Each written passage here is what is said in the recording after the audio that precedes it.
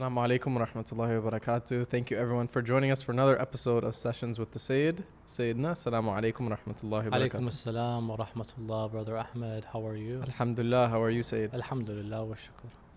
So today's topic is about grandparents. We often hear about responsibilities that we have towards our parents themselves, but what about our grandparents? Do they hold the same responsibility? Do we have to treat them just like our parents?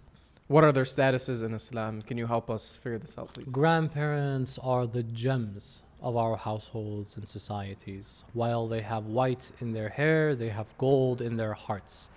They are beacons of knowledge, of wisdom, of experience, of years that we can extrapolate many lessons from, and much is there to be learned from grandma and grandpa. However, very little has been done towards recognizing the significance and importance of the position of the grandparent in our lives. Oftentimes, when we speak about the rights of our family members, we often cocoon it to the rights of the mother, the rights of the father, the rights of the child. Very rarely do you hear about the rights and status of the grandma, the grandpa, the great-grandparent, if someone is lucky enough to have one in their lives. And so with that being said, you are not a perfect religion unless you address everything absolutely there is to speak about in life, and one of the most important and most lovable are our grandparents. So inshallah ta'ala we can do more justice to them, hopefully through this short discussion. So one question that I have, and I'm sure a lot of the viewers have as well, some people will take their grandparents and place them into an elderly shelter or a hospice. What does Islam say about something like this? In regards to the treatment of our grandparents, let's first establish who they are in the eyes of God. A grandparent has and serves absolutely the same role of the mother and father. In the absence of the father, the grandfather steps in to take care and be a guardian to his children. Likewise, the grandmother. And there's nothing but love and wholesomeness that emanates and radiates from our grandparents. So it's sad to see that many, the way you described, will find it easy to quickly throw them in hospice, elderly shelter, retirement homes, for reasons that truly are not justifiable. One of these reasons could be that I simply don't have, the strength or the time to tend to them. Well, say that to them when they didn't find the time to tend to you, but they still made time. So if you can't find something, make it. I can't find a certain piece I need for a device, say my TV, my computer, I'm building. If I can't find it, I have to make it. I have to now get this part and that part and that part, and then make what I need. Likewise, with time, if I can't find any, I have to make. I have to now reassess my schedule, tell my job, listen, I have an old parent at home. I have children, so they have grandchildren. I value their presence so much that I cannot take them to elderly shelter. They need to be home.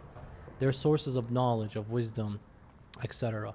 And so we need to learn to make time. It's not the case that, my work, Adri, what about the grandparent when it was your time when you were a baby? They said, well, no matter what is the case, I will always make sure that you're tended to. When the roles have now reversed and they're older, we should always keep that in mind for them. We may not have the time. Akhi, make the time. Really. They made time for you, make time for them. Hospice, I will not say it's haram for people to send their grandparents genuinely. I can never judge. There are people, their circumstances, their work is something that actually demands their attention. They're a doctor. I can't have surgery to perform, but I have an old parent at home and they need my attention almost 24/7. Sometimes I need to wash them. I even need to clean them, like once they did to me when I was little, for example. That might happen. I can't do that when I'm working. So you have to do a couple things before you jump and put them into an elderly shelter. Number one, make sure that there is another family member to watch after them in your absence. Not someone like a babysitter. They're not babies. They're adults. They have their dignity and karama. Make sure it's another family. Why? Because an old person wants to be with their family as much as possible. Have you ever met your grandma? And Yes. haven't you seen that the grandmother will literally do anything there ever was in her capability to feed you. Definitely. She'll see you out of shape even though you're in good shape. She will make sure that you're tended to, taken care of. These are habits that come from a family figure who just wants to be with their other family members. So to replace the family with a worker, number one, the worker is not related to them. So the grandma or the grandfather will not have the love that they normally have with somebody else that's related to them. Number two, the worker will not treat them with love. They're not paid to be loving. Are they paid to show love? No, they're paid to be kind and do their job. But if their payroll is affected, bye-bye grandma, grandpa, I don't care. Well, who do you think you are? You're not really my grandparent. I'm only used to take care of you because I have to. So I'll do the bare bone minimum and give you food. I'll wash you because your son finds too many more important things to do than to take care of you. So I have to do it, but I'm not going to do it with love, you know? So they're not obligated to do so, and I don't necessarily blame them. Although a person should also keep in mind that you should treat elderly in general by default in a good way. So that's another thing. The main thing is, if you can't be there, find like a cousin, a sister, a brother, a niece, a nephew, someone that the grandparent is related to watch after them, because all they want is just to be with their loved ones. I remember going ziyarah for the first time with my grandma. May Allah bless our grandparents. And I was pushing her in the wheelchair. So we went from Basra, and I had my wonderful time with her, and then we get to Karbala. And so I'm honored to push my grandmother through the wheelchair. When we get to the Haram and the shrine, and we get to the grave of Sayyidu Shuhada alayhi salam, all I remember from my grandma is that she stood up with whatever strength she could, grabbed onto the dharih, and began to make dua, and I was eavesdropping. What is she praying for in her old age? What would a grandma pray for? She only prayed for me. All I hear is, Ya Allah, Mohammad Hassan. Ya Allah, make sure he's protected. Ya Allah, make sure. All she is doing is praying for me. Now, it's probably because I'm the one taking most care of her, because I love her, of course. But in reality, a grandparent, to them, everything else is secondary. Family is primary. So if I throw them in a hospice, they're not related to any one of these. They're not connected to this worker who's just doing this because he has a paycheck. By the way, and I'm not going to generalize, but there are horror stories of places and the mistreatment of elderly you wish would never happen. You basically think these are nightmares. You know, footage comes out where this guy was pushing the older man because, you know, they become a bit rowdy. They can become difficult to deal with. At that point, you know, you got to tolerate this. But it's no justification to mistreat them because of that. A family member would never do this. So a worker that's not connected to them, there are more risks to this. You're just hoping they treat them like the way you would, even though they're just doing this because they're getting paid. I'm going to be honest with you. So these are some of those concerns with respect to hospice care. So my first thing is to say make time. Can't make time, replace yourself with another family member. You can't do that, then fine.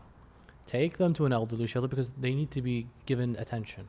Medical attention, physical attention, washing, bathing. They need these things, right? By the way, I say all this. I hope that when I'm their age, that my grandchildren treat me this way. You know what I mean? I'm 110 years old. That's good. That's a goal, by the way. That's a good goal of mine. 110. Do I want my child to throw me in a hospice place where I'm dealing with other people that I don't know? I would not want that, bro. I want to stay with my grandchildren. Look at me. I want to stay with my grandkids, my great-grandchild. I miss them. My granddaughter. Okay? So I want to be with them. So I don't have any, and I long for them right now, subhanAllah. So I can only imagine if a grandparent is just like thrown somewhere where they don't know people. They just don't know anyone there. So I will say take them there if you've exhausted all your efforts, but one major condition. You better bet your dollar that you visit them as much as possible. And when you visit, you spend as much time as possible. Not let's go visit grandma once a week. By the way, this is very common in Western cultures, in America. Americans usually, when their parents become older, take them to hospice centers, also British people. Yeah, you know, some people might be like, why are you generalizing? This system was created in the West, not in the East. in the Middle East. And by the way, this also includes Eastern Europe, where you find the Italian culture is very family orientated. Italians, you gotta admit, very family. The grandma is the dawn of the house. People come up and kiss her hand. That's beautiful. Ma, how you doing? You want thing? You want some food? You hungry? Anything. We got you. Anything for you. The grandma's the dawn, bro. Everyone loves her. The grandfather. That's how it should be like. No person should spend their last years feeling like they're a burden. They should spend those, by the way. Look up right now, and I invite anyone to do this right now. Look up suicide rate, age. Look at the brackets. Which age do most people commit suicide? What would you assume? What would be the right thing? I would probably say in like, I don't know, 40s. Most people commit suicide in 40s? 30s to 40s, yeah. Most people would assume you give more leeway in the teenagers. Because teenagers, teenage emotions, school, breakup. It's common to hear that someone took their life away. The reality is suicide rates spike around the ages of 60 to 80 years old. Oh, so it's even more than mine, even though I said 60 30 to 80 years old. Why? Why? Because these people are ignored. They feel like they're a burden. And yeah, their health deteriorates, but they shouldn't feel like they're a burden. They should be the dawn of their house. The hadith says that the sheikh here not meaning scholar, but the sheikh meaning the elder, in their house is like a nabi among his people. The elderly, the grandma, grandpa, in the home is like the prophet among his nation. Why? Because they are a source of wisdom, like the prophets are a source of wisdom. Experience, like the prophets are a source of experience. Stories, like the prophets tell us stories of before.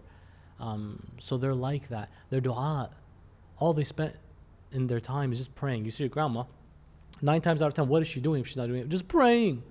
So this lady is just like dua, dua, dua, salah, salah, salah. And here I am having fun. And she's like, nope, I'm going to pray, pray, pray. As she's doing that, you got to throw in mama, grandma, bibi, tata in the Lebanese community, right? Tata? Sittu. Sittu. What's tata? That's also for grandma. So grandma has 2 titles? Yeah. Sittu, tata? Tata, mama, sittu, whatever, grandma, bibi, jaddu, jadda. Pray for me. Because they're always like on salah mode 24/7. Throw in my name in there. And they're probably praying for you without you even needing to tell them. So what I say with regards to the burdensome grandparent, maybe yeah, they are burdensome. They're yelling at you. Their temper is shorter. They don't have tolerance for things that they did in the past. They have medical issues. They need a lot of help. Give me this, give me that, help me up. Wallah, it's worth it. Tolerate it. Why? Because even if you've abandoned them for years and you've never seen them because of a hospice decision, elderly shelter, the day you get the call, sir, you are the family member of so-and-so, we're sad to inform you that they have passed away. The pressure right here will collapse, making you feel like your chest is now at your back because of the amount of weight and shame and guilt that you feel. Are you serious? How I wish I could have. How I wish. What most people do in America, and I'm blaming Americans. This is a bad American culture. I don't accept every culture in America. There's some cultures, I accept many that are good. There are many that are bad. Among them that are bad is this, that when they get older, hospice, throw them there. Listen, bro, you take them there, but you visit them. Every single day you visit them. Make it an effort. If not you, someone else, be in their company, so on and so forth. Another thing that I wanted to ask you about is maybe we can offer some examples that we see with the Ahlul Bayt alayhi salam and how they treated their grandparents, maybe in specific the Prophet sallallahu alayhi wasallam and the Imams alayhi salam. Oh my God, Rasulullah, in regards to his grandparents, Rasulullah sallallahu alayhi wa alayhi adored his grandparents. You can see Rasulullah teaching the ummah about his lineage. Muhammad bin Abdullah bin Abdul Muttalib bin Hashim bin Abd Manaf, Zain bin Qusay bin Kilab bin Murrah bin Ka'ab bin Lu'ay bin Ghalib bin Fihr bin Malik bin Al-Nudhr bin Kinana bin Khuzaymah bin Mudraka bin Ilyas bin Al-Nudhr bin Ma'ad bin Nazar bin Adnan bin Ud bin Udad bin Al-Humaysa bin Salaman bin Nabat bin Hamid bin Qidar bin Ismail bin Ibrahim Khalilullah. So if you have time, I can take you to Adam, no problem. But Rasulullah taught us his lineage, sallallahu alayhi wa sallam. Why? Because he's proud. He's proud of who he is. These men, they sacrificed. The ziyarat talk about the fact that you, O members of Ahlul Bayt, what happened? أشهد أنك كنت نورا في الأصلاب الشامخة الأرحام المطهرة لم تنجسك الجاهلية بأنجاسها ولم تلبسك من مدلهمات ثيابها. And that I bear witness that you are a radiating light from the divine source of the divine in the grand loins of men, meaning the generations. Quran alludes to this, وَتَقَلُّبَكَ فِي السَّاجِدِينَ. And you were passed down from individual to another individual who were all members that did sujood, Ya Rasulullah. Meaning the Prophet's grandparents and forefathers, who were they? All members that worshipped Allah. We disagree with our Sunni brothers and sisters that say Abdullah is in hellfire. I disagree. They have their work, I disagree.